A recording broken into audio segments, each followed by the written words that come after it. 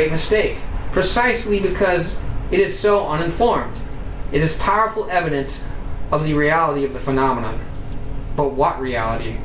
Maybe the child really saw an object in the physical world, but maybe also the mind has powers that we do not understand. Perhaps there is a such thing as mental telepathy. And when I asked the image to help me, what I really did was send my own inner self on a quest. And at the end of its quest, it found this innocent, open little mind, entered it, and there created a hallucination. Knowing full well that this little guest would be the last person at the house likely to see anything, and thus the first one to be believed. By 9, both children were fast asleep.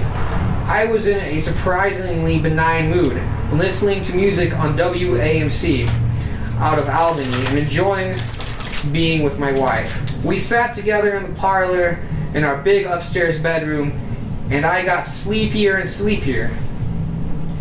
By the time the clock rang 10, it was all we could do to crawl into bed. We went to sleep. Sometime during the night, I was awakened abruptly by a jab on my shoulder. I came to full consciousness instantly. There were 3 small people standing beside the bed, their outlines clearly visible in the glow of the burglar alarm panel. They were wearing blue coveralls and standing absolutely still. They were familiar figures, not the fierce, huge-eyed feminine being I had described before, but rather the more dwarf-like ones, stocky and solidly built, with gray, humanoid faces and glittering, deep-set eyes. They were the ones I felt were the good army when they took me on December 26th. I thought to myself, my God, I'm completely conscious and they're just standing there. I thought that I could turn on the light, perhaps even get out of bed. And then I tried to move my hand, thinking to flip the switch on the bedside lamp and see the time. I can only describe the sensation I felt when I tried to move as like pushing my arm through electrified tar. It took every ounce of my attention I possessed to get any movement at all. I marshaled my will and brought my attention into the sharpest possible focus. Simply moving my arm did not work. I had to order the movement, to labor at it. All the while, they stood there. I struggled, bit by bit, clawing closer and closer to the lamp. I turned my head, fighting a pressure that felt as if a sheath of lead had been draped over me, and saw the light switch in the dark. I watched my hand move slowly closer and finally felt the switch under my finger. I clicked it, nothing. Tried again, still nothing. The electricity was off. The burglar alarm was still working because it had a battery backup, but apparently it meant little to them as they had entered the house without tripping it.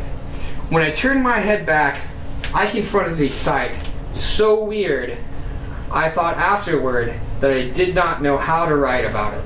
I still don't. So I'm just going to plunge ahead.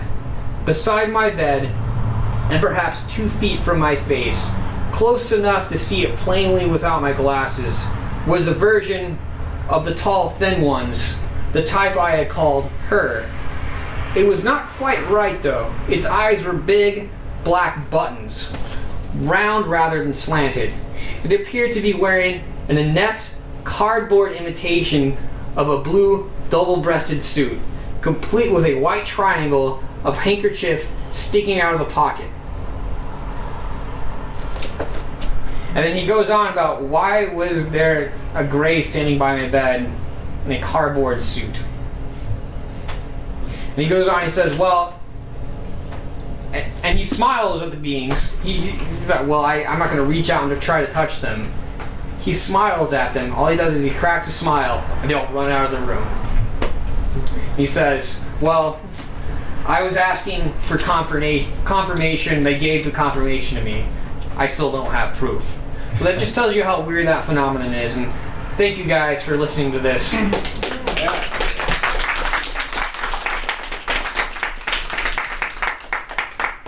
there any questions?